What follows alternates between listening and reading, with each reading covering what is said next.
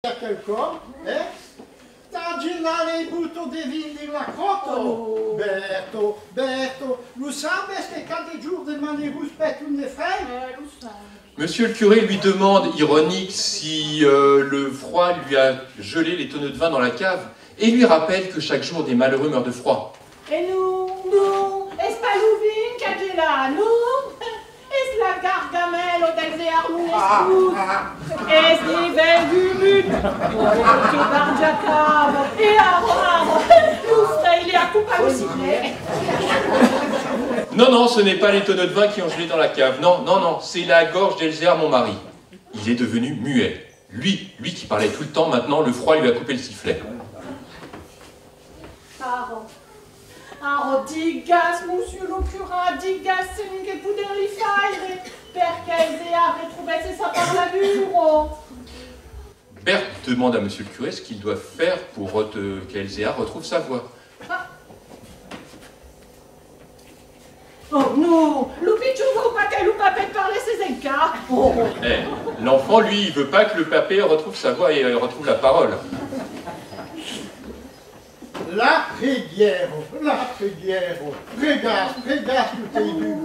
Et tout Elzéar, asparge scambo, che so che parla, Devi prego in camiesche gli altri, e a spapo, dillo t'entende. Monsieur le curé leur conseille de prier. Il dit à Elzéar qu'il n'a pas d'excuse, qu'il n'a pas besoin de parler pour pouvoir prier, que les muets prient mieux que les autres et que Dieu l'entend.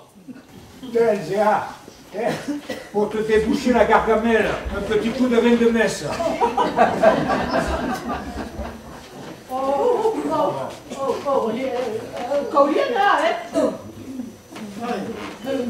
Sai che devo io ramassare un dio, perché devo Elzéar, ti vuol dire, sperai che ne avevi potete ascoltare.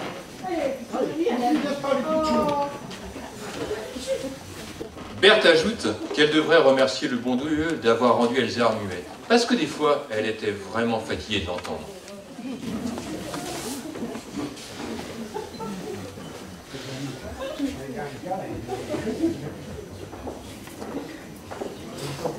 Monseigneur le baron Romé de Villeneuve et son épouse Dulce Bada. Monsieur le baron de Villeneuve, Madame la baronne, notre église est honorée de votre visite. Notre cité vit des herbes terribles. Les gens meurent de froid, les loups sortent des bois. Et si nos morts ne sont pas ensevelis au plus vite, la peste nous menace. Monsieur le curé, vous êtes un saint homme, et je suis sûr que vos prières seront écoutées par le Créateur. Alors priez, monsieur le curé. En plus de nos âmes, nous vous confions nos corps. Oh, non, seulement les âmes, Madame la baronne, nous prions jour et nuit, Dieu et tous les saints. Et depuis hier, le saint patron de mon sacristain. Et quel est son nom? Martin. Martin comme moi. Lui est saint. Et vous le priez depuis hier? Oui, madame la baronne, et avec dévotion.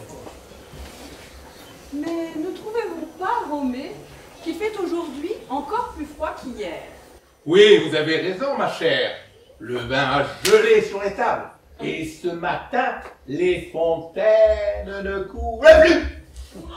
Oh, Romé, mon époux, commandez à votre lieutenant de louveterie d'éloigner les loups qui sont aux portes de la cité. Vous avez raison, ma chère Dulce. Je vais diligenter leur poursuite. Au revoir, monsieur le curé. Que Dieu vous garde. Et aussi qu'il exécute vos prières. Au revoir, notre Seigneur. Au revoir. Allez avec la protection de Dieu.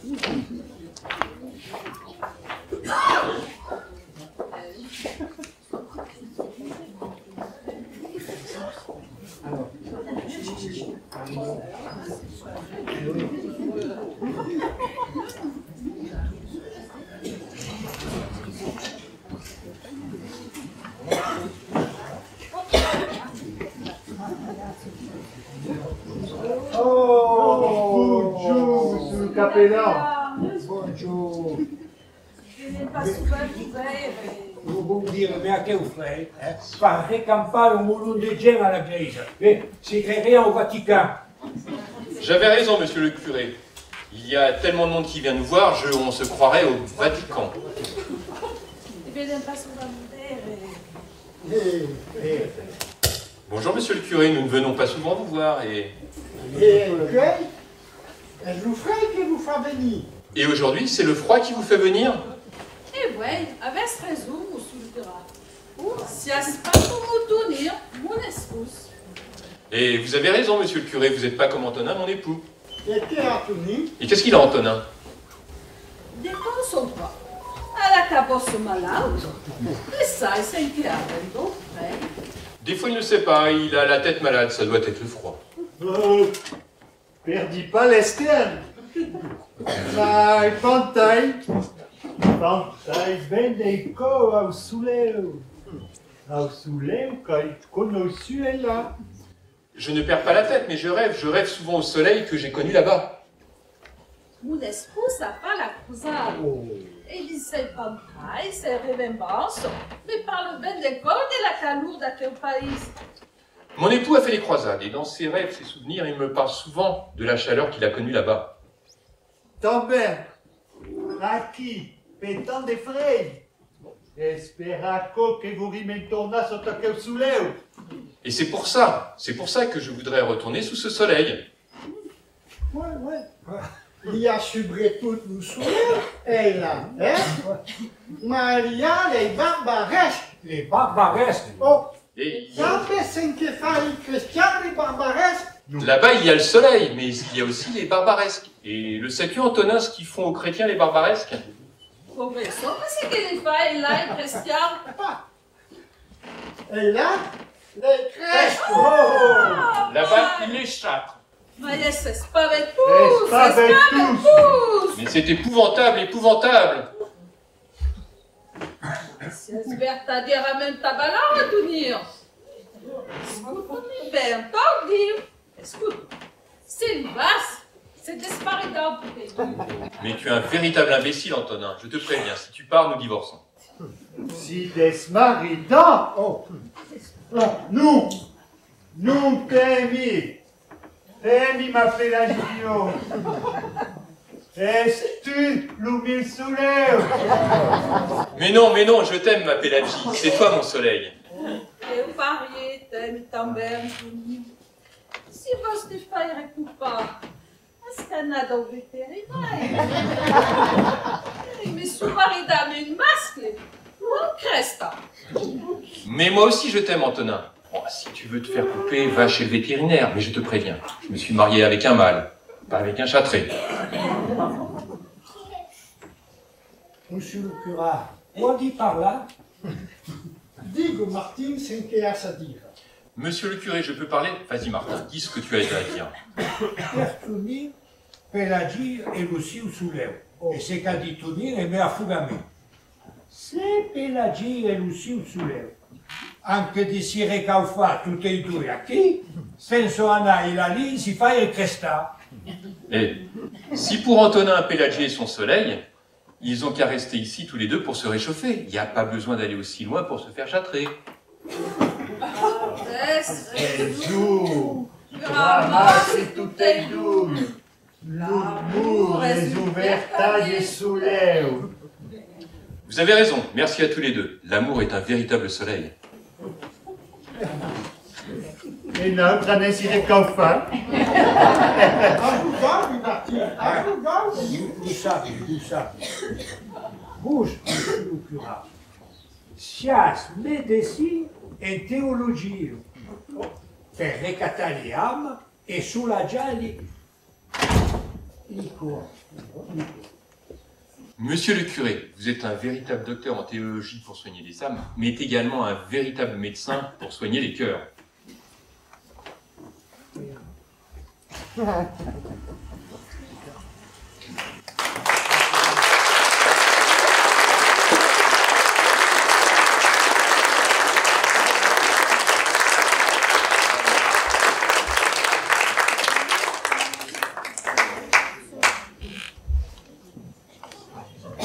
Le lendemain, les Vansois de la cité étaient tous réunis autour du saint. Mais malgré les chaleureuses prières, il faisait de plus en plus froid. Et depuis ce matin, les loups étaient sortis des bois.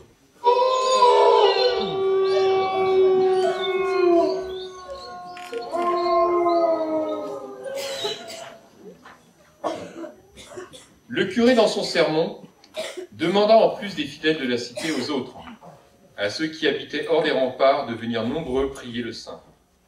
De tous les quartiers, les gens s'acheminèrent vers l'église. Il y avait ceux du Suve, des Baumettes, de Saint-Michel, de Ladré, des Cambronniers, terre des seigneurs des Malvents. Tout le monde était venu, les maîtres et les valets, les bergers, les laboureurs, les bûcherons. Les seigneurs de l'église et de la cité étaient devant, l'évêque Guillaume II et son assemblée de chanoines, le baron Romé de Villeneuve. Le dernier arrivé était Thérence. Thérence était un géant. Il faisait le bûcheron à la comte de Barbe. Pour se protéger des loups, il était venu de la montagne avec sa hache. Il posa celle-ci et entra. À l'intérieur, les gens au visage fasciné par le saint de bois priaient pour faire changer le camp et chasser les loups. Thérence se signa et alla se mettre à genoux. Mais quand il vit le saint, il se déploya. Il semblait encore plus grand, vêtu de sa peau de chèvre et de ses guêtres faites en peau et qui lui couvraient la moitié des jambes. C'était un véritable géant devant les autres qui à prier. Il s'avança dans l'allée jusqu'au saint, le prit dans ses grosses mains, le palpa, le sentit, et, pareil à un voleur, il s'échappa de l'église avec le saint sous le bras. À quel bruit de Thérèse va nous sortir? Ce voyou de Thérèse lui a volé son Saint-Martin. L'évêque, le baron, les religieux et les autres restèrent stupéfaits, muets, pétrifiés. Mais Thérèse, le brave Thérèse, était déjà bien loin. Était-il devenu fou, voleur ou mécréant? Curé! Curé! Quel est cet ignoble manant? Ce mécréant? Ce voleur? Voler le saint que nous sommes en train de prier dans cette église à quelques jours de la naissance du Christ. Monseigneur, je connais bien Thérence. C'est un brave homme et un bon chrétien. Il vit avec sa famille à la combe de Barbe. Eh bien, curé, votre bon chrétien, je vais l'excommunier, l'excommunier, et l'envoyer aux galères de notre Saint-Père, le pape Grégoire IX. Baron, envoyez. Oui, Maron, ce sera sa rédemption pour sauver son âme de cet acte.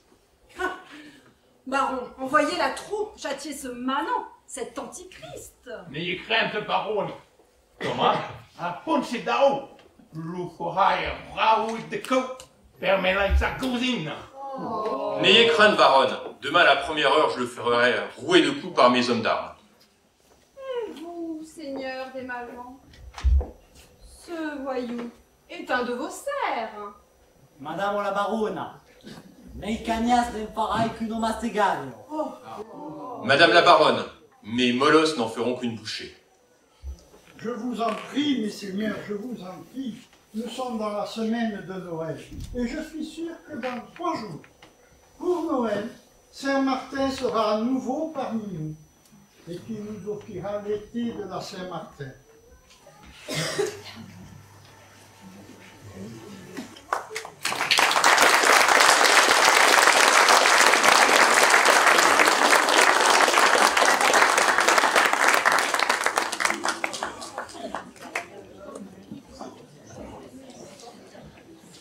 3 jours après, il fit un peu moins froid. Le vent avait cessé et quelques rayons de soleil trouèrent les nuages obscurs. Toute la journée, le curé, son sacristain et les enfants de chœur avaient préparé l'église. Les fauteuils de l'évêque, du baron et des siens, les chaises des chanoines et les bancs du peuple étaient bien alignés.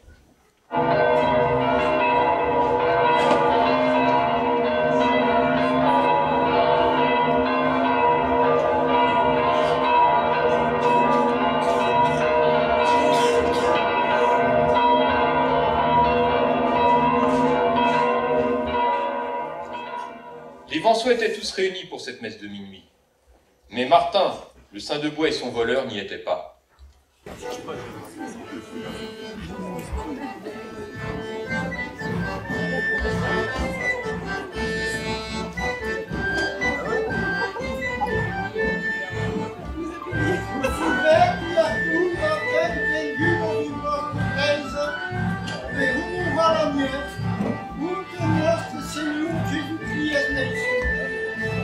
Avec nous reconnaissons que nous Seigneur reste du homme.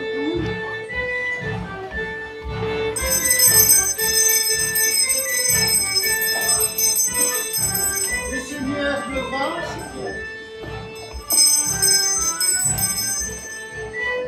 Le Seigneur de mon vent.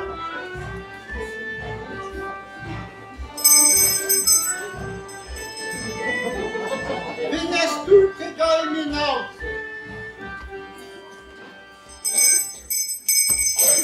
Antoine souhaitait la bienvenue à tous dans notre église pour honorer la nuit où notre Seigneur Jésus-Christ est né.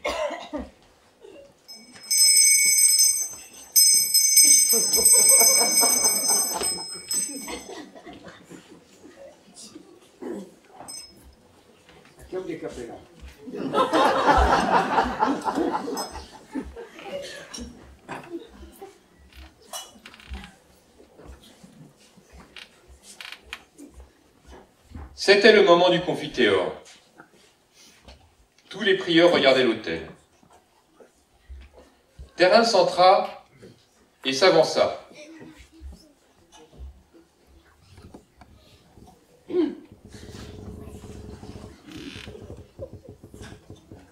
Il fit ce qu'il avait fait 3 jours avant, mais au lieu de prendre le sein, il alla le reposer.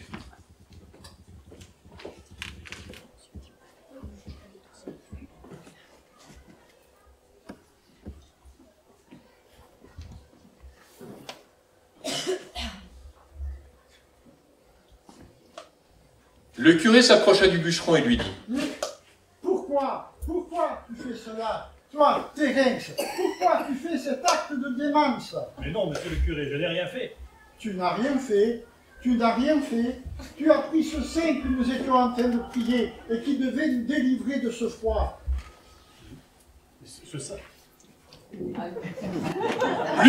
plus vous prierez ce saint, et plus il fera froid. Ce sein, et plus il fera froid. L'évêque s'était levé, le visage rouge couleur de sa robe. Cet homme est un blasphémateur, un mécréant.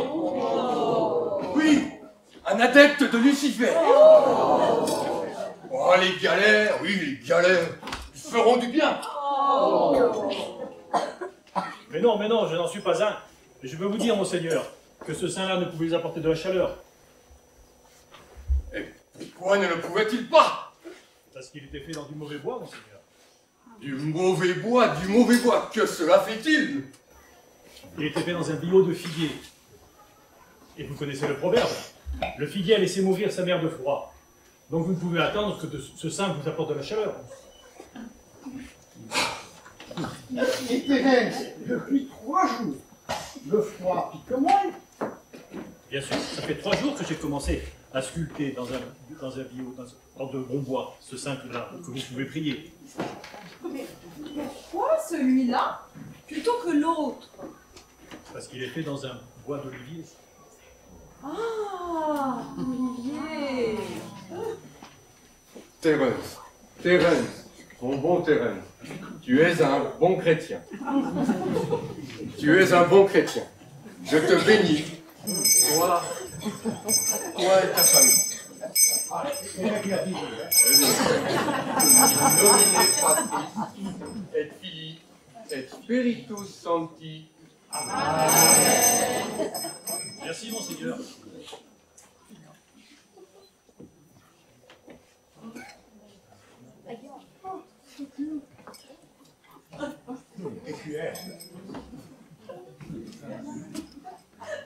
Une femme rentre.